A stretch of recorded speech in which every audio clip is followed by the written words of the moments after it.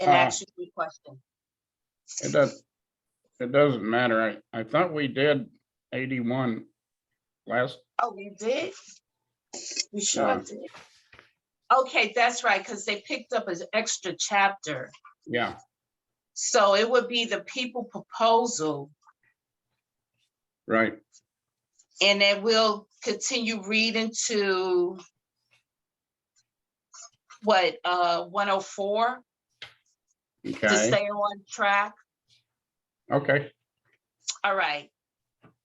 All right. Well, grand noon, everyone. I appreciate those who are here and everyone who will see our video later on. I know today is Sunday. It's fun day for some people, some day to rest. But as a revolutionary, it's 24 hours and we will not rest. And today what we're going to do is continue with the read of Revolutionary Hillbilly, which I have honorary Conrad Hyde Thurman with me today, and with our IT person, which is Brother Nick. And I appreciate you having the time to come out here and join me in reading your book, as well as any questions that we may have, which you can answer and share from your experience. So I want to say thank you so much. Oh, you're welcome. It's an honor to be here. It's an honor having you, as well as Brother Nick. So what I'm going to do is start off with the Statement of Unity for the Second Rainbow Coalition. If you have that, I'm going to read directly from Brother Kwame's book in the Appendix 2. And if there's like any group that I have not included, please don't charge it to my heart, charge it to my head. I don't have the whole list, though it's growing, of other organizations. I believe it's like 50 of us involved. So please accept my apologies for that. But I'm gonna start off with the prefix. The U.S. was found as a colonial settler state based upon white supremacy and slavery, stealing the lands of the indigenous nation, breaking every treaty made with them, and confining them to, quote, reservation, end of quote, concentration camps, in parentheses. As the country became more powerful, the eagle sunk its claws into the nation, making war on Mexico and grabbing its northern territory, invading Cuba, Puerto Rico, Hawaii, and the Philippines, and either annexing them outright or making them colonies or neo-colonies. And in the 20th century, it became the major imperialist power in the world, exploiting both the people within its boundaries and those in every other country, bullying them with military intervention and robbing them of their right to self-determination. As Huey P. Newton said, quote, "We have 2 enemies to fight, racism and capitalism," end of quote.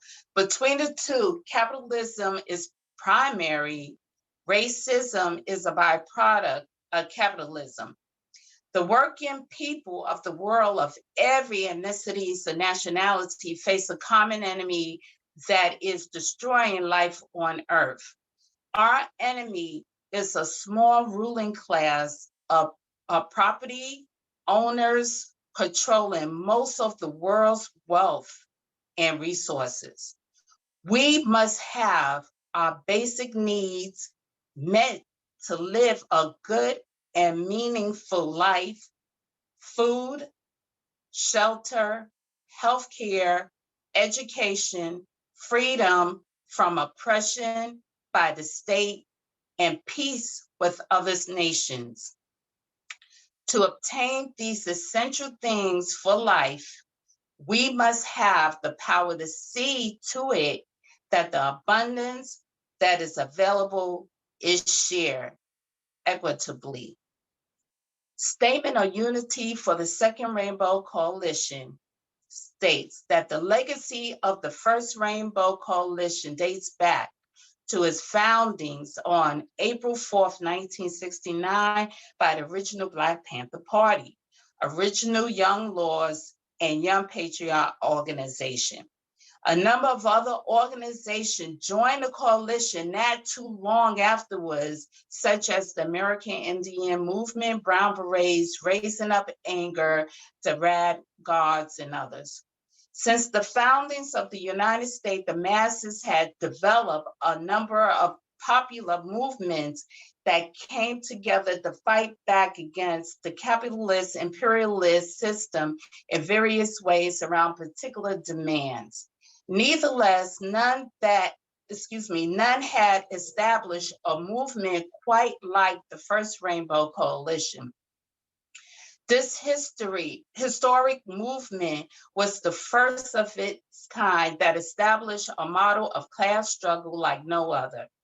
Its charismatic leader, Chairman Fred Hampton of the Illinois chapter of the original Black Panther Party, stated that at the end of the day, we weren't engaged in a race struggle, he said, that it is a class struggle, God damn it.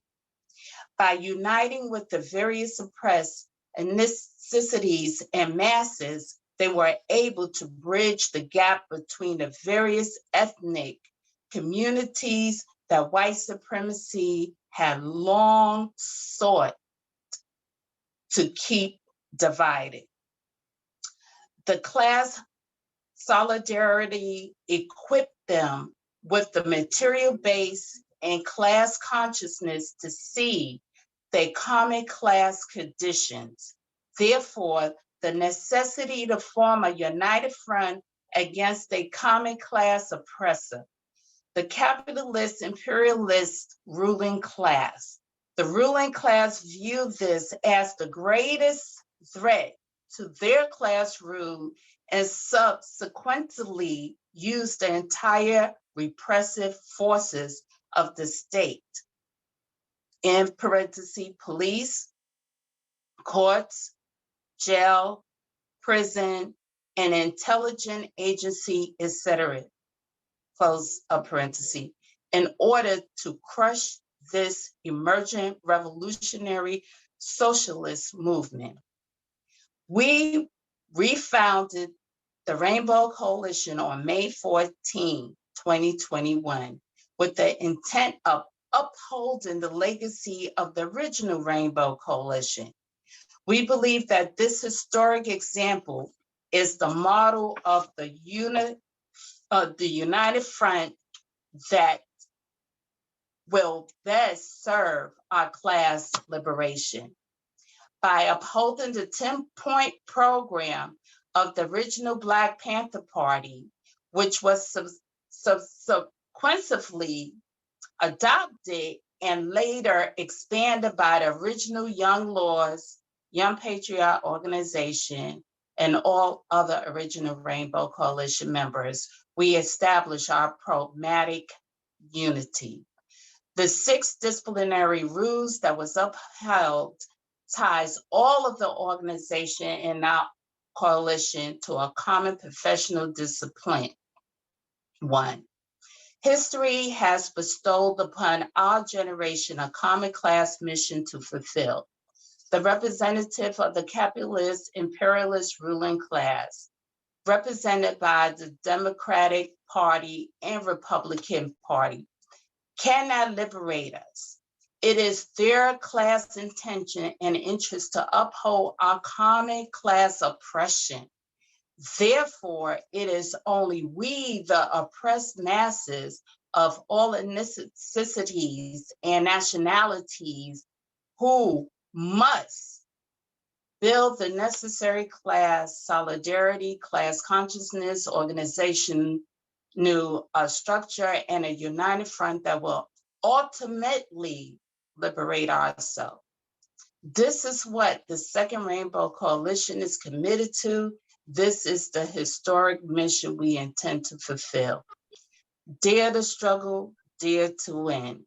hashtag all power to the people, hashtag boots on the ground. All members of the coalition is one, the new African Black Panther Party, American Indian Movement, Indiana, Kentucky, White Panther Party, Green Party of New Jersey, Poor People's Army, La Mesa Nacional de Brown Beret, Furry Feminists Arising to Resist Inequality and Exploitation, August 21, 2021. And the disciplinary rules are 6. 1, members will conduct themselves in a manner to bring credit to the coalition and will treat others with respect and politeness. 2, members will be sober when on Rainbow Coalition business and will not engage in any criminal activity while a member. 3, no members will engage in violence except in the extremities of self-defense. 4, members will not gossip nor be divisive to the unity of the Second Rainbow Coalition.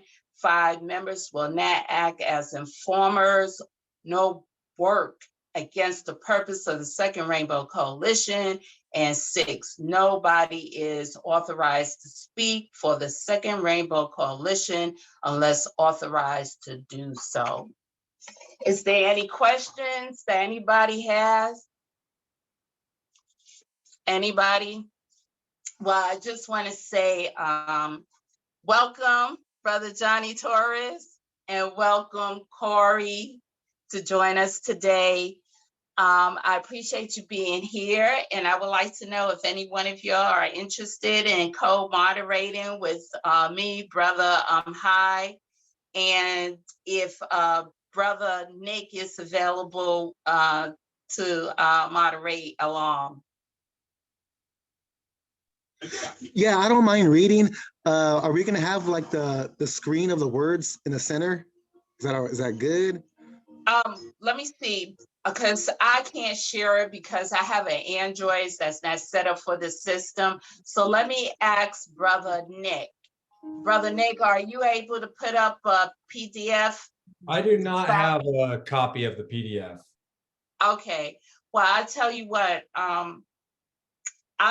me and Brother High will go ahead and read. It's just one short chapter. We're not going to go into 104 since the other group have read the previous chapter, which was the war in the neighborhood and the birth of the young patriarch. So we just going to read one chapter, and then what we're going to do is just engage into a Q&A session, if that's okay, where we can pick up and all participate. Is that okay? Yes. Okay. All right, I'm gonna begin with the people's proposal. The Hank William Village was designed as a southern town. The plan sought to rehabilitate housing structures that could be saved and build new housing units in the location of buildings that had to be destroyed. It would meet the needs of the poor and working class by offering low income housing with a cul-de-sac plan and ample parking. The plan displays some individual homes and condominiums and proposed ideas about securing loans for those who could eventually buy a permanent home. Service will be available through a pharmacy, legal services, park and recreational playground, cooperative food program, laundry facility, employment services, and a hotel for new arrivals. A village hall will serve as a community meeting place and administer collections of rent. Further, the coalition proposed alternative sites in North Uptown and the Old Riverview Amusement Park, which have been vacant for many years. Both sites were denied because the location was too far north and the owner of Riverview wanted to develop businesses there. Planning for the Hank William Village involved residents who live in a geographic area. It will be located in the area bounded by Rose on the south. Did I pronounce that right? Mount Rose? Yes, Okay. Beacon on the west, Wilson on the north, and the L track parallel to Broadway on the east. The village was intended to meet the specific needs of uptown residents. It will provide low-income housing while also being an economically integrated community. It was intended to be a cooperative community. It will provide services which would be economically and socially beneficial to all residents, and which at the same time will serve to bind people together in a feeling of mutual responsibility and mutual advantage. The original proposal of the Voice of the People organization to the Uptown Conservation Community Council outlined our belief in self-government. And the Hank Williams Village is intended to meet the needs for citizen in a neighborhood government. It is, the best of our knowledge, the only plan for urban renewal in Uptown, which has arisen spontaneously from the needs and participation of neighborhood residents, and as such is the plan which can best guarantee continuing participation of resident in planning the retention of the community. The UCCC wanted to avoid making a decision on the Hank William Village and stated that the proposal would have to secure funding sources before any action can be taken. Within 2 months, council members were surprised to learn that the coalition has secured $475,000 in funds from individuals and businesses for construction. Salk, Ward, and Salk, a major mortgage house, described the coalition proposal as economically feasible and agreed to pledge funds if the Federal Housing Administration will guarantee the loan. Harvey Rawson, chairman of the Realty Company of America, proposed his company for residential construction. The Ravenwood Uptown Interfaith Fellowship, which was made up of 15 churches, the Young Patriot, and 9 of the 46 property owners within the proposed college area also pledged their support. For those landowners who did not want to participate in the program, funds will be raised to buy or to help remodel and upgrade. They buildings under contract that would ensure fairness. Anybody want to pick up at the point of further on 88? yeah, I'll start reading if you want. Okay, it's not much to Further, read. okay, sorry. Further, due to deceptive practices of the UCCC, Rodney Wright proposed that no decision be made until a compromise of poor community residents and UCCC representatives be set up to make decisions on the plan. The discussion was tabled until the next monthly meeting. After the meeting, UCCC Chair Urania Demopoli further frustrated coalition members by her statement to a Chicago Tribune newspaper reporter. Mr. Wright, decision of communication, UCC, and had been too vague. She said that she did not know how much time will be required by the UCCC, Uptown Chicago Conservation Commission is what that is, to study the situation and determine whether there is hope for a residential department for the project, for the proposed project. The Patriots and the Poor People's Campaign felt that the village proposal had been presented in a clear and precise presentation, but once again, community concerns were being ignored. The UCCC had no intention of handing over a community victory, and as always, perform their role as a rubber stamp for the daily machine. Then in a surprise UCC meeting where plans for community UCCC meeting were to be discussed, the village plans were referred to the Chicago City Council, which voted to approve the building of the Chicago City College. Daley had one again. I'm sorry. No, go ahead. I'm just reading Okay. this about this mayor. Oh my God. The Patriots knew that the UCCC and the Uptown Chicago Commission had to be dealt with in a more militant manner and pledged to disrupt all remaining public meetings. We started charging the committee members with class hatred and prejudice against the poor, took over their meetings, disrupted their plans, and halted temporarily their plans for a city college. Several members refused to come to public meetings because they were afraid of the community residents and the militancy of the young patriots. Okay, well, that ends that chapter. Do you want to go ahead and read the next chapter, or you just want to keep it at that chapter? It's up to you on how you feel, because that was a pretty short chapter. Yeah. But it just states about all the red tape that a lot of people need to go through just to, I would say, uplift a community. Mhm. And this pretty go side and side, and the things that I remember as a child that my dad did, not only for the community, but the youth in our community, to build a village, you know, to help our children to stay out of the streets. So this way they have a safe haven place to go to after school.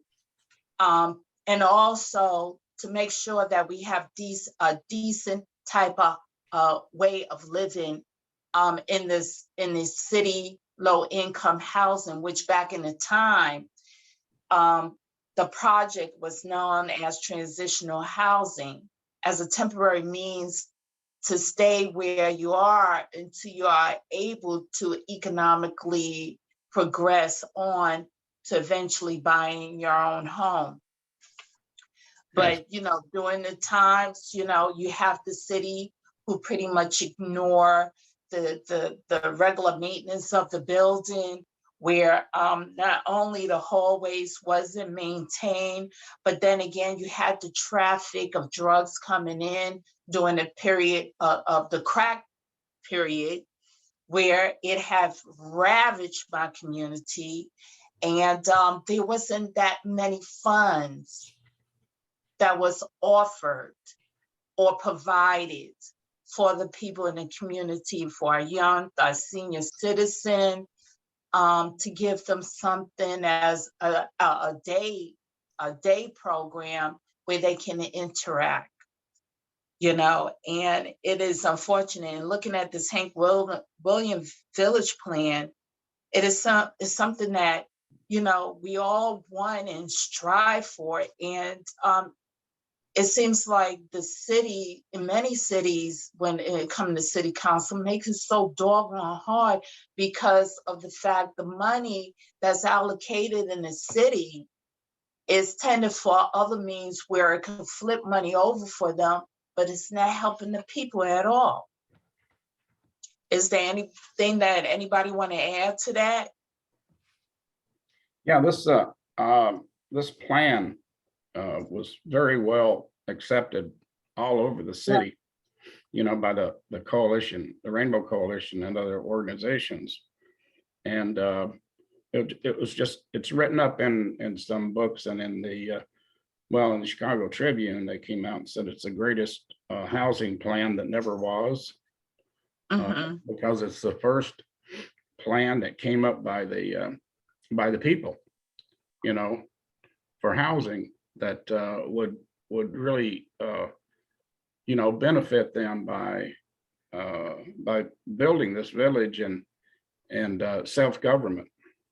But that that wasn't about to happen with Mayor Daley, because being the fascist as he was in control, a lot more happened, and we can get into that in other chapters too, but we were also fighting arson for hire, in which the city colleges and the city was involved in, and burning down some buildings. And it was Wow. basically a war on people, and many people died in these fires. And so we'll get into that later, but that was a part of it too, because they wanted the people on the lakefront, which is, about less than a mile from uptown, wanted their community to be to go back to the middle and upper middle class community that it once was, because it was a planned community. It was planned by the city to be a center for entertainment.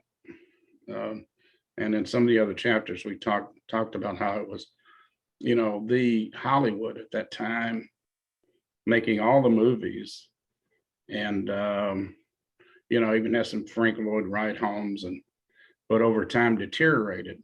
And the reason for that was because the movie industry moved to California and left a bunch of vacancies, and then there was an exodus to the suburbs. And so that's how uptown actually became, a dilapidated community, because, a lot of transit migrants were coming in through there, and then you could, rent an apartment bi-weekly, and the landlords didn't care anything about fixing them up anymore. So, they were basically the lakefront people were fighting to get the poor out of there. And it's taken over 50 years for them to do it, but it's been gentrified. Of course. And that's something similar to what's happening here. And for example, in Virginia, about pushing agenda for more casinos to take place in the city, that's really causing our personal property taxes to go up, the rent to go up, and that's pushing a whole lot of people out there in the street where, instead of ranking number 6 in the country of being a place where most evictions are happening, we're going to end up being number 1. And please don't see that any other place is the exception of the rules, because if they are doing that here, where I live in Virginia, I'm sure that it's going to be a domino effect on every other city out there in which people are really at risk as far as having a base foundation or a place where to live and survive. Brother Johnny, do you want to add on to that, or do you have a question for Conrad Hyde Thurman? Not at the moment. I do like what I'm hearing, about, what's going on and about gentrification and whatnot. It's a real important issue that people should talk about, when they're definitely writing a book or poetry, because it's everywhere, and it affects us so much, because we're like slowly watching our neighborhoods, get run down or get deteriorated on what was. And it feels not just, your neighborhood's going, but a piece of you is going as well, because you were born there, and you're seeing everybody leave, and now you're seeing your houses disappear and turn into something you don't like. So it's kind of like, even if you do your best to make it accountable to be there and to see what's happening, it's good that you're documenting this so everybody knows what you've been through, because everybody has to go through gentrification in their lives. You see it everywhere. And it's good that you wrote about it, because it's very important, because like I said, we all have to deal with it in our own way. And I just wrote a poem about gentrification not too long ago, because I guess it's happening so much where I'm at. Every neighborhood I go, there's just these houses that look really like very shabby craftsmanship. Doesn't look like the way it was. Maybe things were Wow. better the way they were, But I've definitely wrote about it a lot in my new poetry book, and I am loving how High Thurman's book is coming out, and even though it's still the beginning, but it still hits home because we all have to deal with this, and it's important that we document these kinds of things because people need to know what's going on in our neighborhoods. So that's what I have. Right.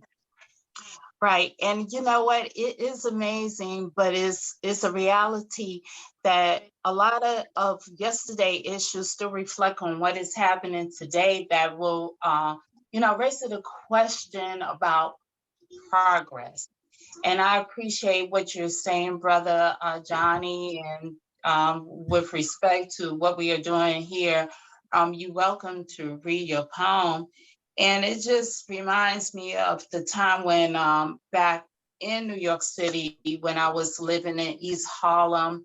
And if anything, there was times where I say, well, I hope I get off at this certain time. So this way it won't be of a high risk of me to walk through a certain area, which was not only decapitated, but it was totally dark. There was no lights. It was abandoned, decapitated houses where you had all the undesirable, from people selling to people using, for people who are gangbangers. That was right in that one block. It was a 2-block stretch area in which I had to pass through to get to where I needed to go, or I need to go around the park or go downtown, which was your uptown, to get where I need to go. And every time I was like, it is no win, because even if I go further uptown to my neighborhood, there's always these stretch of blocks that was so dangerous where you can barely see the palm of your hands. And it just tells you about, it's just an indicator of the lack of money and funds that was being offered in that community to make it thrive, where we all was sectioned, because in the area where I was born and raised, which is Spanish Harlem, there were no white people living there. There was primarily Hispanics and Blacks living there, which is like close to where the Blacks live, and 2 blocks away from where the Italians live, which were the poor Italians. So we were pretty much segregated in our own area. And I felt back in the days, if you're white, damn, you're middle class, you got money, and you're living very well compared to what we was facing the projects, and struggling by every means. And I had mentioned in my household, I mean, we were really dirt poor, and we did not accept any public assistance. We were not on welfare. We did not get any kind of food stamps, because I had a father who felt that he don't want to be dependent on a system that's not doing anything for the people. You see what I'm saying? So we suffered, and my father put us in this mind frame, being poor is in the mind, and it's not a reality. And he did a good job by trying to tell us that, although my stomach was grounded for us to say, yes, we are freaking poor. But it's a lot that really emphasize and really discuss right here in the people proposal, where, as Brother Thurman had explained very well in this cul-de-sac plan, about things where we can self-govern ourselves. And I see that it's a threat. It's a threat towards the bigger picture for people just texting me, for the bigger picture of, of the government seeing that it would just bring on more of a socialist view that would take away from capitalism, Yeah. and And this is how it is today, as we see, which, here we go with people like Trump trying to bring on this dramatic show that he's going to jail, and we all need to reunite behind him. And I'm saying we got to look at today's currency system, where we about to go into a new digital currency system, and it's going to be controlled not just by the Federal Reserve, but of course it's going to be controlled by the government, where anything that you own and you're in dispute, they can cut off that digital currency where you have to sacrifice. So it's a lot that we need to look at, which the news are not telling us today. And in regarding to the community, is back to the drawing board of what we've been struggling and doing since the 50s and 60s. And it really take us a step back from progressing ahead until, and I say it over and over, and I don't care if these big major banks are in trouble. We have to fight for the power of the people. And if we don't, we're going to continue facing the same calamities, the same issues that's taking place to get today, because the power is being taken away from the people, as long as this system called capitalism continues to drive. It just needs to self-destruct. I don't care. It just needs to self-destruct, to innovate, where, we all will have to just fight for what we have in order to push on to what we need to get. Because I don't see capitalism is the way. And one thing, and I'm going to say, if I don't advocate capitalism, I'm sure will not validate for Black capitalism, because you have a certain amount of producer, which is a few, and the other ones are the ones part of the production. And it's not going to be you eat and I eat. It's always going to be a situation where you're going to make somebody else richer, while you live in a devastating situation, like the people from the Appalachians, from the coal mines, from the ghetto, from the community that's low income, and therefore. Can I add something to what you're saying? Mm-hmm. Anybody else? Yeah, can you hear me? Yes. Okay. Yeah, I was just gonna add, a lot of what Hai was writing in here reminds me of Philly today. And some of what Hai was speaking to is, in Philly, there's 10 empty houses for every homeless person. And where our base of operations with the Poor People's Army is in Kensington, which I know Hai, when he was here, we did a reality tour through there, and it showed, that it's the center of the opioid epidemic, which, it kind of like filled the void of jobs when, it was once the largest textile producing neighborhood in the world. And then the jobs all left, been automated away. And, drugs filled that vacuum, people left, the neighborhood in the city. I mean, the population of the whole city was declining at one point, and it's now rising. So they're, targeting these neighborhoods, and, just gentrifying the hell out of these neighborhoods, as a way to just profit, right? Which is,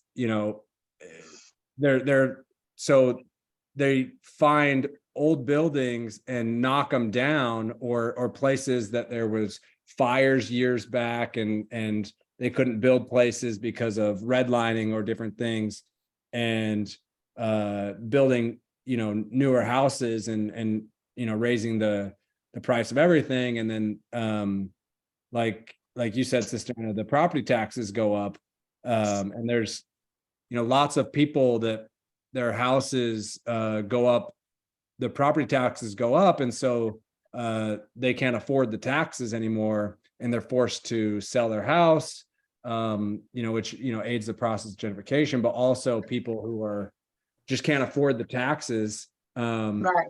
lose their house. So in Philly, if you are back on taxes like $3,000-4,000, the sheriff's department will take your house, and then it's owned by the sheriff. And we know that there's backdoor deals that are happening with the Democratic Party, and the sheriff's department, where they're selling these houses straight to developers, and don't even give people the opportunity to buy them. And these are a lot of the houses that the Poor People's Army takes over. We've got about 40 houses in Philly that we've taken over and house homeless families. And so, it's, for us, that's a way of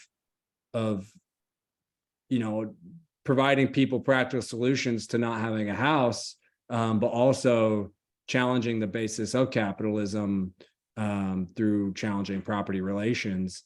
And, I think that's one way of challenging, the gentrification of the neighborhood is occupation. We've had, 30, 40 encampments over the past 30 years in Philly, where we occupy public land or vacant land in the city to, give people immediate shelter, but also, and homeless people are safer together, right? So I just wanted to give that as an example of an opportunity and a way to not just highlight the contradictions of capital and private property relations, but also providing a practical solution for people immediately by occupations or taking over housing and land.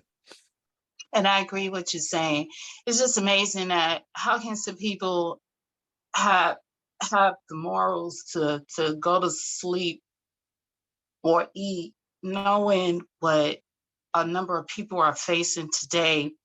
And I heard that in Tennessee, that is becoming a federal offense if you are homeless. Yes. That's ridiculous. Yes. That's outrageous. And the thing about it, a lot of people are facing being homeless. And also there are, the working class people who especially have remote jobs, saying, forget a house, and they becoming houseless and living in teeny houses or living in a vans or rented or purchase school buses and having that renovated.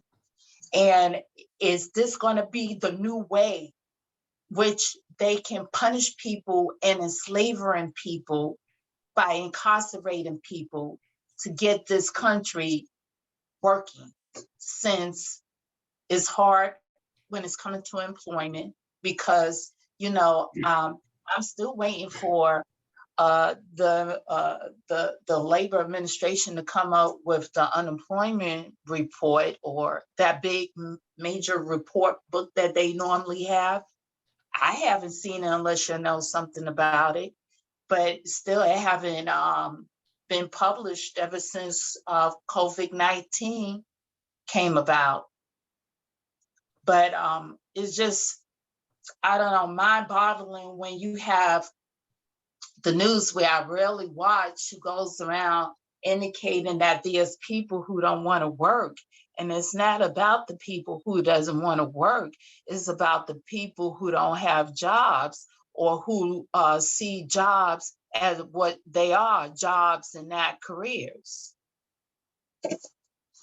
Yeah, well, and I think the lack of jobs is, we have to look at why that's happening, and really we're living through a great transformation as a result of, the microprocessor chip and the semiconductor, allowing for the ruling class to produce without labor. They have laborless production because of these tools, and it's dispossessing us entirely from the economic system. And that's causing structural homelessness that, you know, at one point didn't exist. And now it does. And so, you know, we're not in the 60s anymore, right? We're in a new Right. stage of development in this process, and have to figure out who those people are and what these new social forces are as a result, and figure out how to organize them, which honestly is a lot of backwards people who are experiencing homelessness that are subject to, you know, fascist rhetoric and right-wing rhetoric that is preventing them from going down where they have revolutionary potential. They're becoming objectively communist, but they're subject to all that propaganda, and not people aren't Right. organized. Yeah, because it's Yeah. amazing. Yeah. Go ahead, brother. You want to say something? Yeah, I just want to say that, you know, if we look at capitalism, the capitalist system needs the poor people. You know, they need the poor people to do the work, you know, to support them. And especially like in Chicago, for instance, Mayor Daley would say that there's really no poor people there, or slums, but on the other hand, you know, he would want to use their statistics to get federal funds for his, you know, police department, and he would have, you know, trying to, you know, pit people against each other. And I like that what you said about the morals too. And hey, I got a lot of respect for the Poor People's Army too. Boy, you're doing some great work. Yes. Fantastic work.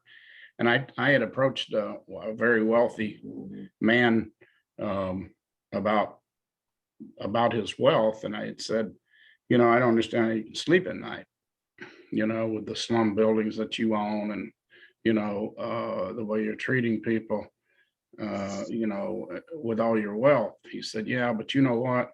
He said, when I go to bed at night, I'm still going to be rich, and you go to bed at night and you're still going to be poor. You know, Wow. that was the attitude, you know, of some of these people. Wow. And that was certainly the attitude of a lot of people in Chicago.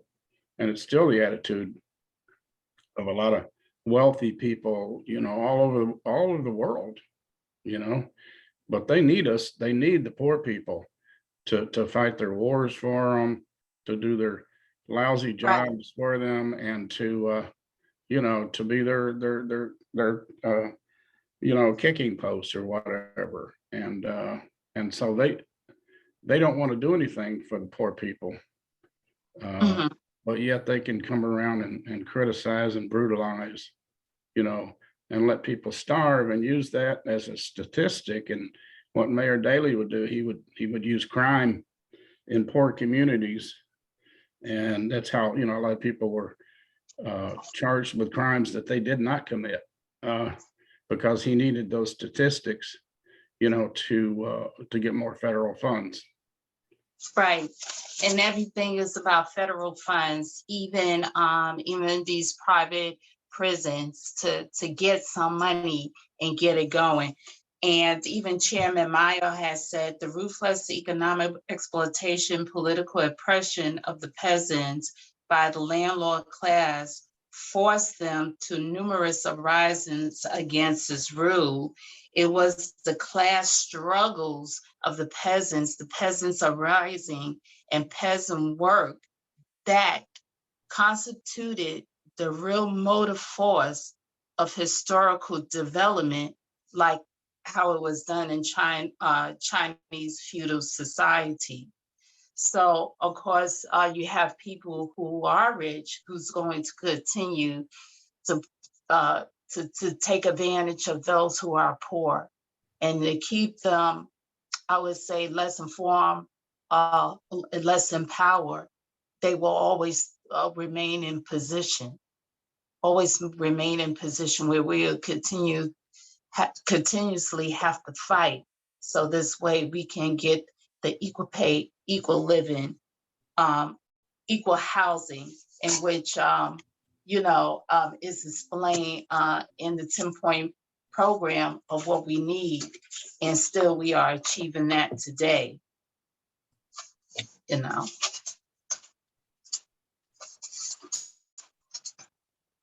And it's just reflect back to the 10-point program, number 10, where we want land, bread, housing, education, clothes, and justice, peace, and police community, and people's community control of modern technology. And just to read some of it, it say, when in the course of human events, it become necessary for one people, to dissolve the political bands which have connected them with another, and to assume among the powers of the earth the separate and equal station to which the laws of nature and nature gods entitles them, a decent respect of the opinions of mankind requires that they should declare the causes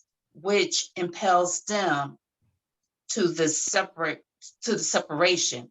We hold these truths to be self-evident that all men are created equal, that they are empowered by their creators with certain inalienable rights, that among these are life, liberty, and a pursuit of happiness, that to secure these rights, governments are instituted among men, deriving their just power from the consent of the governed, that whenever any form of government become destructive of these ends, it is the right of the people to alter or abolish it, and to institute a new government, laying its foundation on such principles and organizing its powers in such form as to them shall seem most likely to affect their safety and happiness.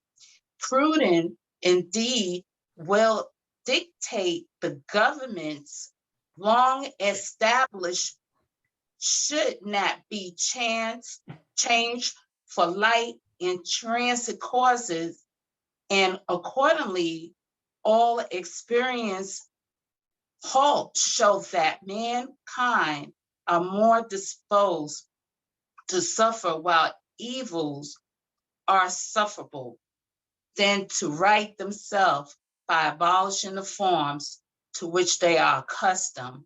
But when a long train of abuses and usurpation pursuing invariably, it say that the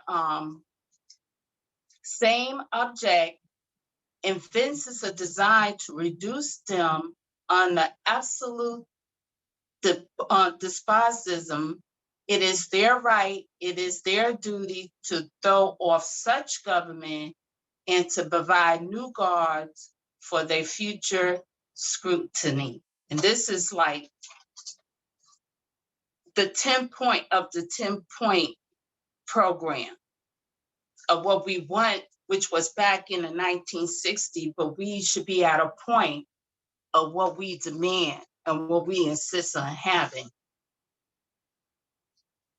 And I don't know what it will take, because it seems like everybody looking for a leader, but leadership should also be within, which is part of the revolution, where it starts within. But there are people who are so afraid to stand up and fight for their right because they feel they are going to be retaliated against. But either way, I just see that those in power are going to retaliate against you to make themselves relevant or make themselves rich. And that's how it's going to always be until the people speak, not only speak, but really prepare to fight to maintain that power and keep the power which is deservedly for the people. Anybody want to ask anything to that?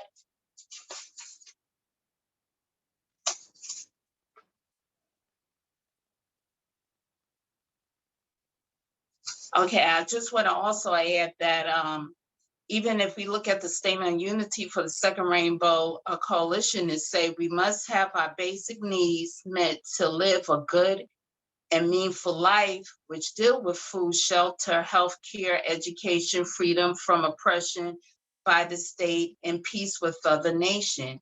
And to obtain these essential things for life, we must have the power to see to it that the abundance that is available is shared. And we will always continue having such discussions in the future unless we do something about it. So the question is, from reading this chapter dealing with the police proposal, what can we do to give the torch to our future generation and to prepare our youth? Would anybody like to answer that?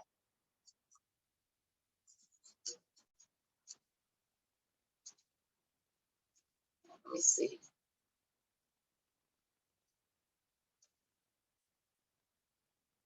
Anybody want to add on to that?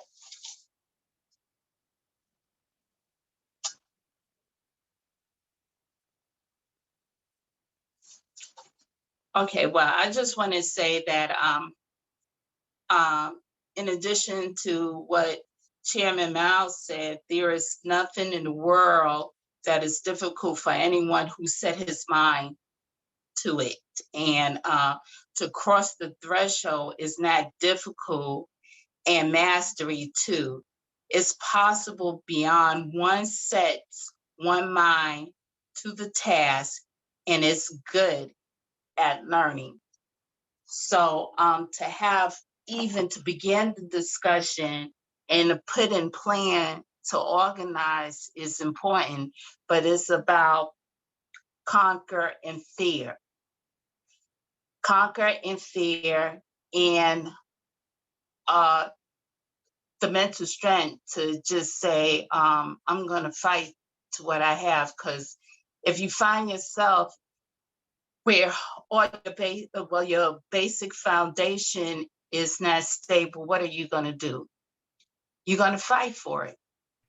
You're gonna fight for it. So by sitting down and just looking at what's happening and that being involved is really setting back people where your input is important, where we need you. It's good to have someone to stand up, like, for example, what my dad had done back in the days. And he was the type of person where he will curse an individual out. He will be ready to put up his fist and fight. He don't care if he get beaten up, but he was strong in his conviction, what he believed in. And one thing he want is for all of us to rise as a community, as a village, as a neighborhood. And he's not going to allow, or didn't allow, for anyone to stumble over him, even in his gray's days, where life is taking changes of him. He go to the tenant control meetings. He goes to the town hall meetings, even to get an idea of what's going on. It's not wrong to just figure out what is taking place than just taking a position, but to learn about the organization, learn the structure, where you can just build on that, where you feel comfortable to take a side, a position. Is everybody to that?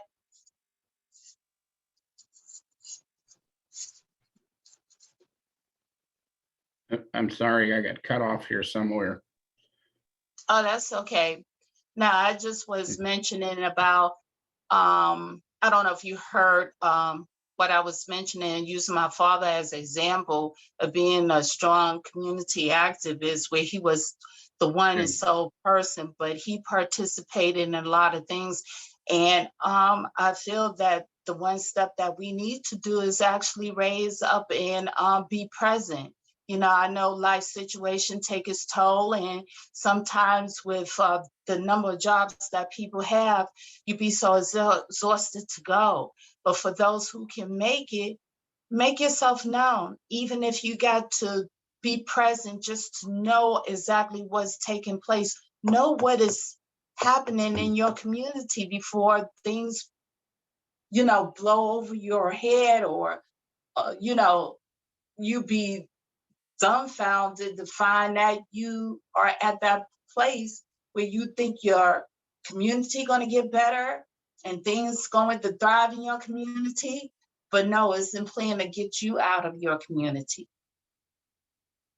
Yeah, and I think, as we had talked about, I think it was at the last session here, don't be afraid to plant a seed, Mhm.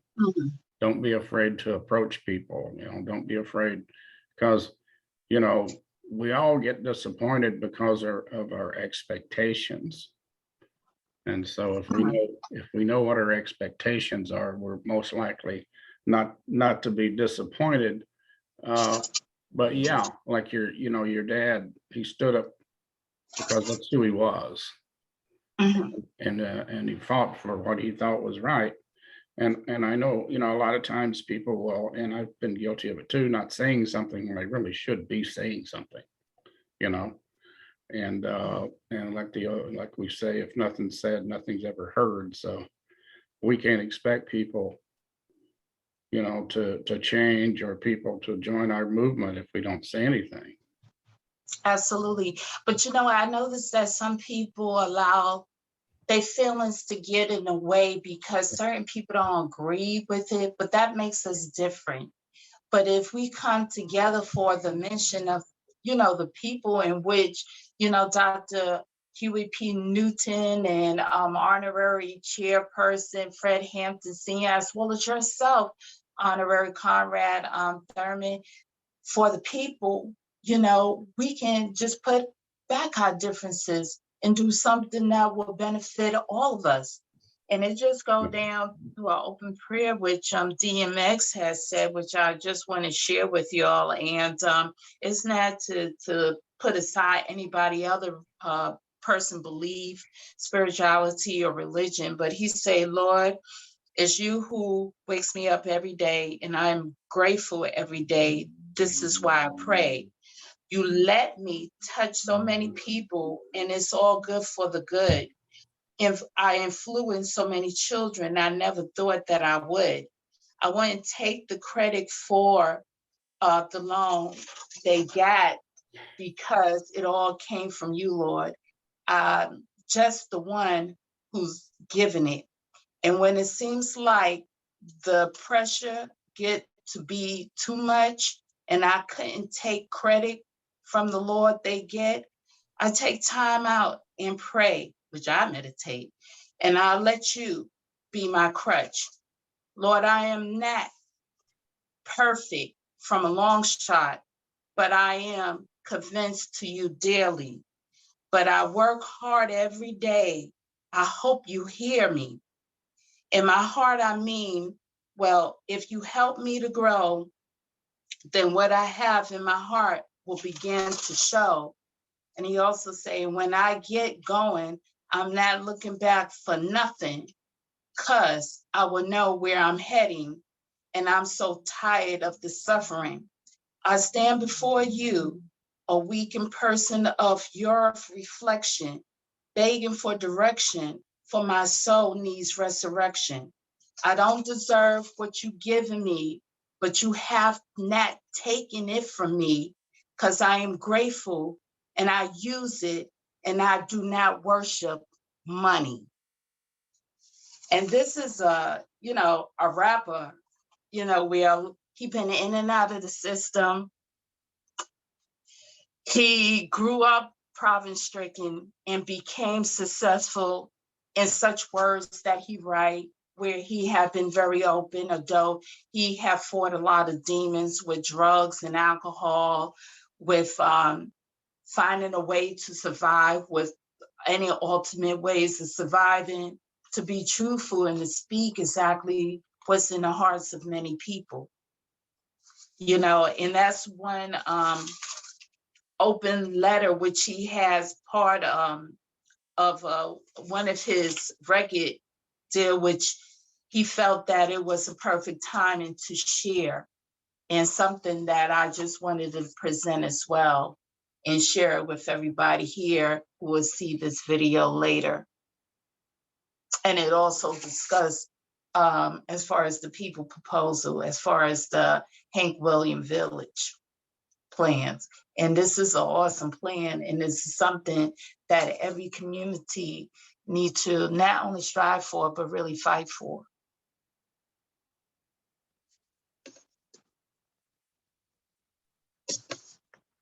Brother Johnny, is there anything that you want to add in closing? Not at the moment. It was a good conversation that we had today. I definitely learned about a lot about gentrification, among other things. Thanks again. Okay. All right. Well, you know, I appreciate that you pointed this important point out concerning gentrification, as far as you know, what a lot of people face as far as housing situation, which is still an ongoing thing, and something in which we cannot ignore. And hopefully there'll be more people that will speak in the defense of those who cannot speak for themselves or the unheard, because this is a very sensitive matter, where if you lose your strong foundation, you have nothing to hang on to, and you be faced with the elements that's out there in the street, which we see all over every state. And what kills me is that you have President Biden, who gets up and leaves the White House and pass all these tent cities. And he mentioned about giving trillions, billions of dollars overseas, and, you know, speak about a number of other things. But one thing he won't address is the one thing that's facing him right there in front of the gates of the White House, and that's Tent City, USA.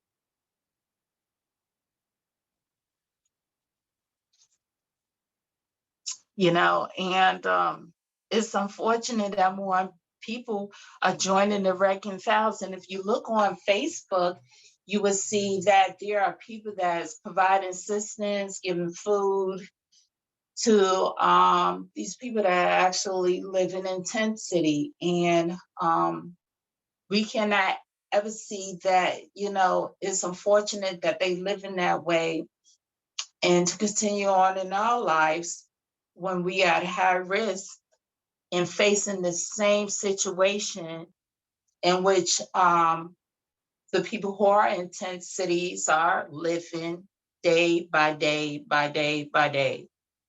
So this is like one subject in which, you know, I'm a strong advocate for, and I will continue to speak on that, along with, you know, the violence that's in our community, where it just bothered me that these city officials want to get together and have a discussion, and on certain days knock on everybody's door to see what they are doing or what can they do to improve it. And they've been doing this for years on end, until they are hiring people from that another state before overseas to tackle on the problems that is so edible and so you know, shown on TV, that we can't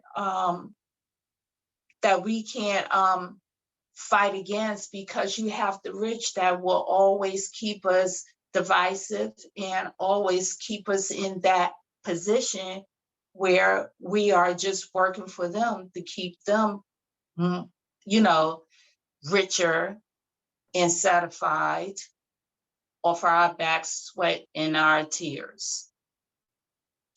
Is there anything else that somebody or anybody want to add before we close?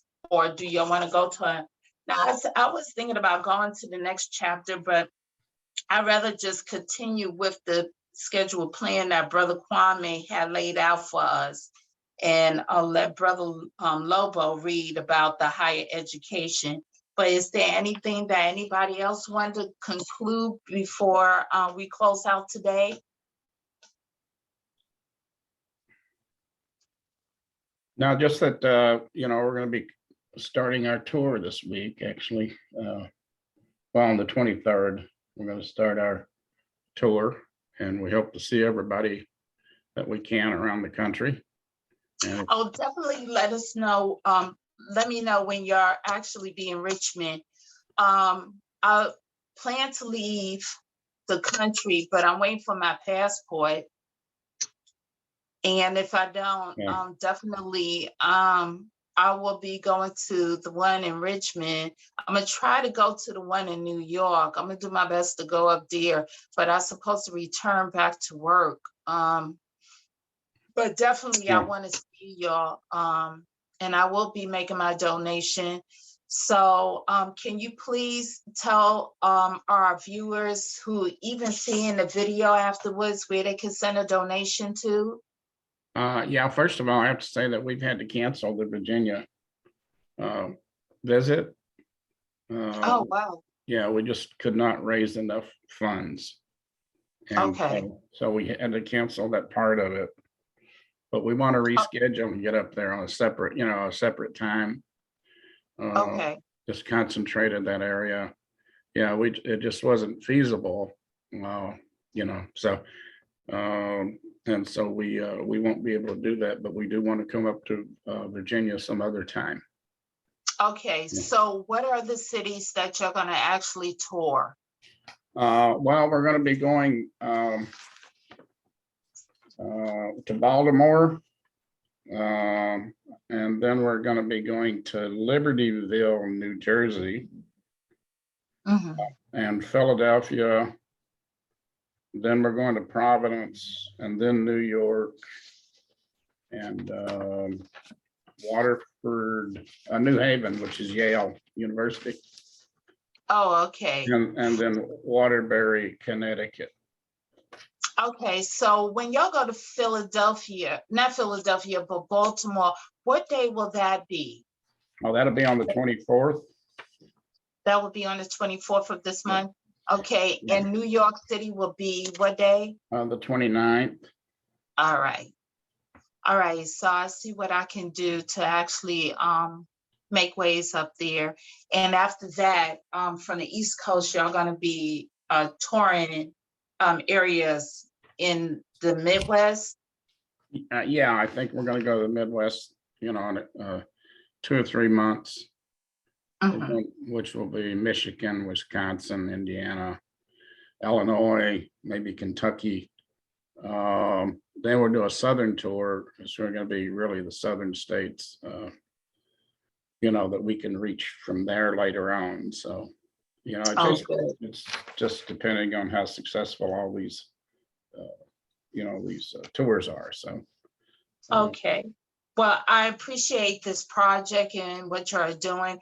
It's very important, people. And I will recommend and ask that everybody give their donation to our comrades like Brother Kwame, to Brother High, and helping them while they are on the road. As you know, everything costs. They need board, they need food, they need a place to stay, for housing, just to spread the good word of, our movement, our mission. So every dollar, everything counts. And it's important to the cause because it's something that we cannot just let die down. You see what's taking place in our world today.